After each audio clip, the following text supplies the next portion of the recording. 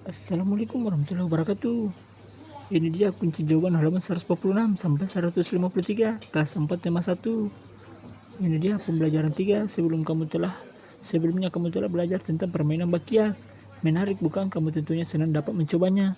Permainan tradisional lain yang cukup menarik adalah engklek. Tahukah kamu permainan ini? Ayo kita coba bersama. Oke, subtema 3 pembelajaran 3. Ayo mencoba.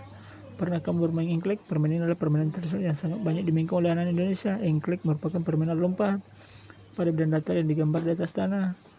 Permainan engklek bisa dimainkan oleh 2-5 orang. Mau tahu cara bermainnya? Ayo kita coba. Ini dia permainan engklek. Jumlah pemain 2-5 orang. Peralatannya 1 gacuk atau pecahan genting, 2 kapur atau tepung untuk garis batas. Cara bermainnya ini dia. Lompatlah dengan menggunakan 1 kaki. Setiap petak-petak siapkan gacuk, lemparkan gacuk. Petak yang ada gacuknya tidak boleh diinjak. Lompatlah ke petak berikutnya dengan 1 kaki. Mengelilingi petak-petak yang ada, pilihlah sebuah petak yang dijadikan sawah setelah menyelesaikan 1 putaran. Permainan yang memiliki sawah yang paling banyak adalah permainannya. Lihat permainan engklek selengkapnya di sini. Permainan engklek memerlukan keterampilan lokomotor, yaitu kemampuan untuk melakukan gerakan anggota tubuh sehingga seluruh tubuh berpindah tempat. Keterampilan lokomotor sangat penting untuk mengukur kemampuan motorikmu. Beberapa keterampilan lokomotor dasar yang perlu kamu kuasai adalah berjalan, berlari, dan melompat. Ini dia kunci jawaban halaman 146. 1. Apa saja keterampilan lokomotor yang kamu perlukan dalam permainan engklek? Keterampilan lokomotor yang terdapat dalam permainan engklek diantaranya adalah berjalan dengan 1 kaki, berlari, dan melompat. Nomor 2. Apakah kamu dapat melakukan keterampilan tersebut dengan baik? Jelaskan. Iya, saya dapat melakukannya dengan baik. Saat bermain engklek, kita harus memiliki keseimbangan yang baik agar dapat melakukan permainan dengan lancar. Oke, silahkan di screenshot dulu jawabannya.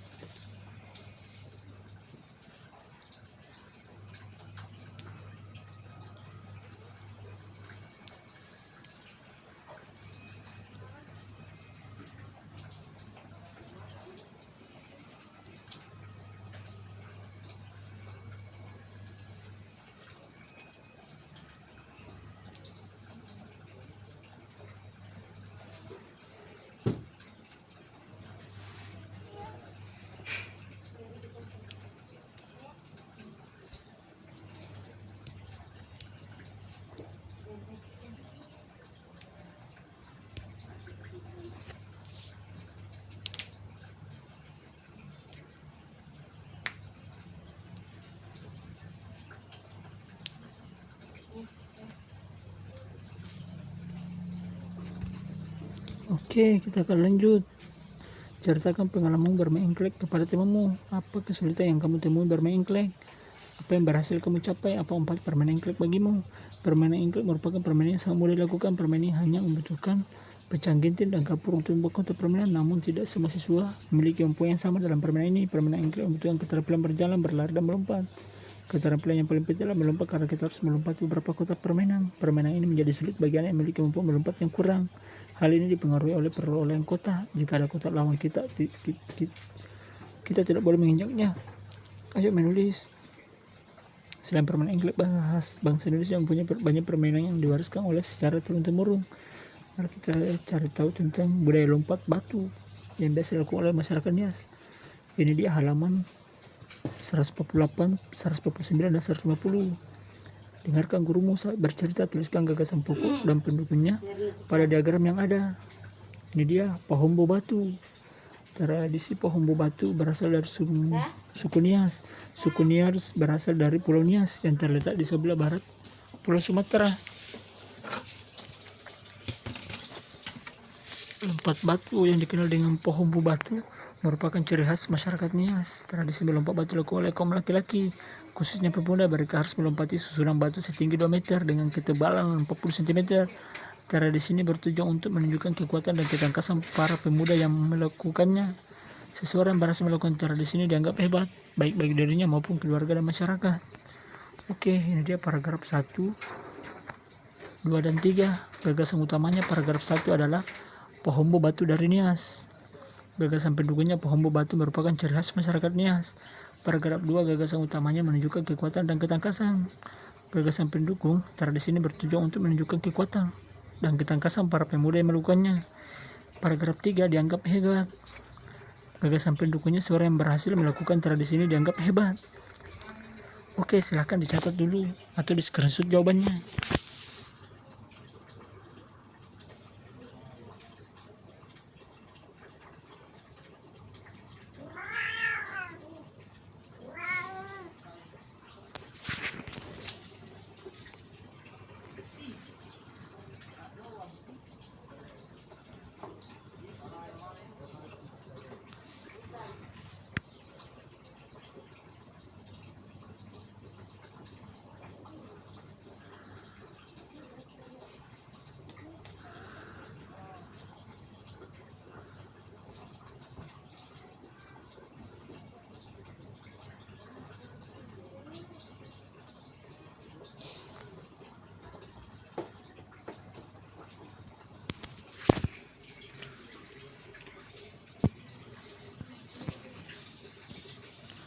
Oke, kalau sudah, kita akan lanjut.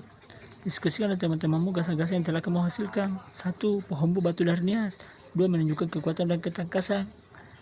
3. Dianggap hebat. Sungguh kaya budaya Indonesia. Sebagai anak bangsa Indonesia, kita harus bersyukur dengan kekayaan ini. Kita dapat mencicipi makanan beragam, bermain permainan tradisional yang berbeda dengan tentunya mengenal kebiasaan-kebiasaan berbeda. Banyak hal yang kita bisa pelajari dari keanekaragaman itu. Ayo berlatih. Beberapa permainan tradisional membutuhkan teriakan pemainnya. Semakin banyak yang berteriak, semakin banyak pula suara yang kita dengar. Pernahkah kamu mencoba berteriak di lapangan? Apa yang terjadi? Bandingkan juga ketika kamu berteriak di kamar mandi. Apa perbedaannya? Berteriak di dalam kamar mandi suaranya lebih keras daripada di lapangan. Kita bisa menemui gendang di banyak wilayah Indonesia. Pernah kamu perhatikan bagaimana bunyi pada gendang? Gendang tidak berbunyi jika kulit gendang dipukul. Saat dipukul, kulit gendang bergetar. Getaran ini menghasilkan bunyi. Bunyi tersebut masuk sebuah rongga yang terdapat di bawah kulit. Bentuk rongga mempengaruhi bunyi yang dihasilkan. Makin kecil dan panjang rongga pada gendang, makin nyaring bunyi yang dihasilkan. Pemantulan dan penyerapan bunyi. 1. Pemantulan bunyi.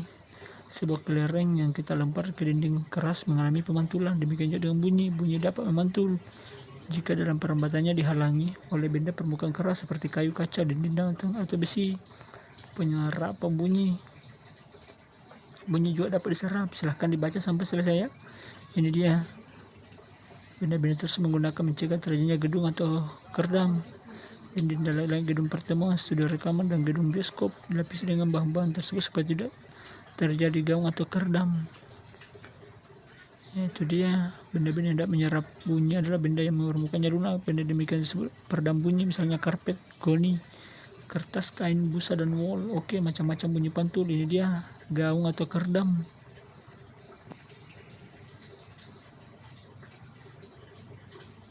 Oke, gema. Ini dia gema. Silahkan dibaca sampai selesai ya.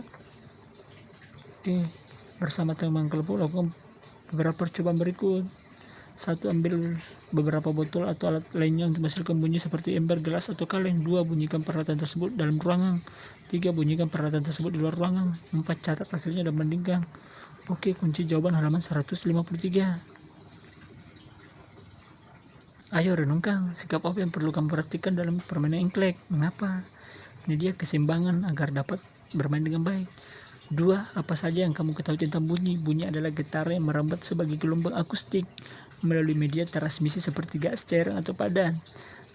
Bagaimana sikapmu setelah belajar tentang kedua hal ini? Lebih baik dalam memahami permainan dan bunyi. Kerjasama dengan orang tua. Perhatikan pemantulan penerapan bunyi dalam rumah bersama temanmu. Demikian artikel membahas mengenai kunci jawaban halaman 146 sampai 153. Kelas 4 tema 1 buku tema siswa. Oke, tapi sebelum itu silahkan teman-teman catat kembali. Bagi yang belum mencatat atau men-screenshot paragraf 1, 2, 3 gagasan utama dan gagasan pendukungnya. Oke.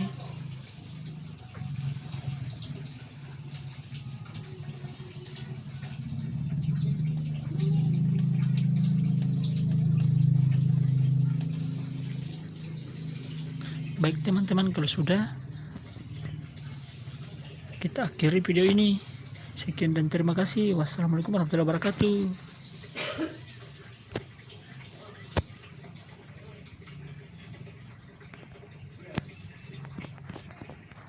Ya.